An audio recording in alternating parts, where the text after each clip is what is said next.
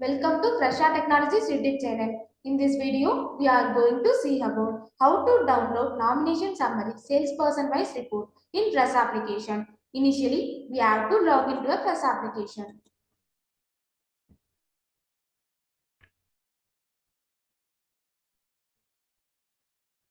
After your successful login, this is how your dashboard looks. Now, go to documentation module. Here, we have to select report documents menu. Now, choose the nomination salesperson report summary menu under the report documents.